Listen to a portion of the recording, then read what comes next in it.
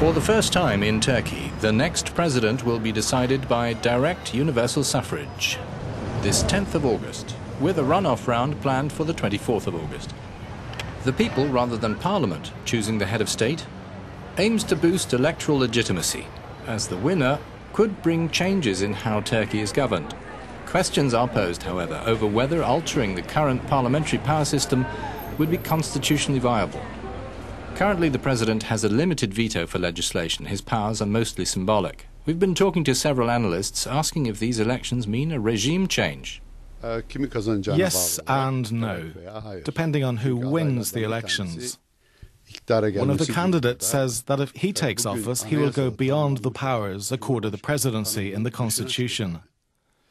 The presidency is restricted to a narrow position by the Constitution, by his understanding. But he considers the president, in fact, has executive authority.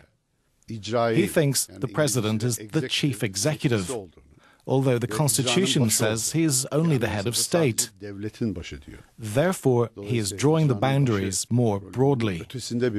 He has said that he wants to continue the business he has dealt with as Prime Minister, such as delivering legislation, that he will continue that as President. This contravenes the traditional role of the presidency. There is no such provision in the Constitution.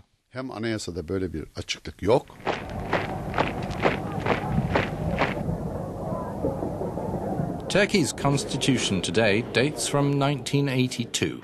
It came out of a military coup 2 years earlier. This constitution underpins a republican parliamentary system based on a separation of powers. It gives the head of state largely the role of a referee, with the power to name certain senior officials.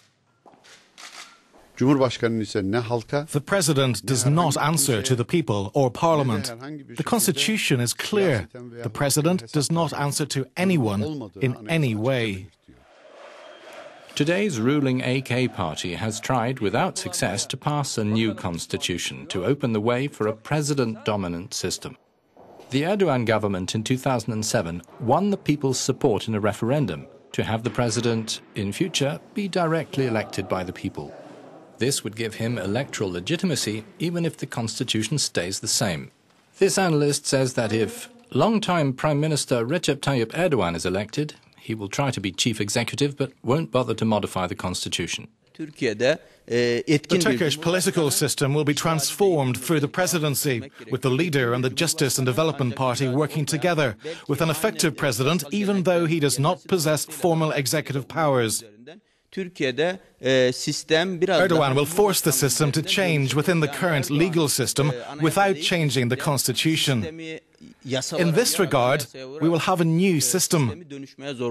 But if you ask if we're moving to a presidential system within the constitution, then no.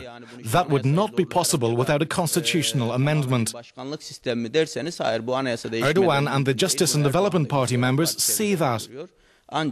But a new presidential palace process awaits us due to Erdogan's personality and due to the popular vote.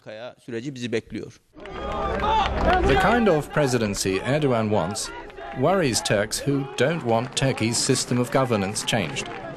Some are concerned that he would then demand greater power. According to this analyst, this is a gradual strategy that will only become evident over time.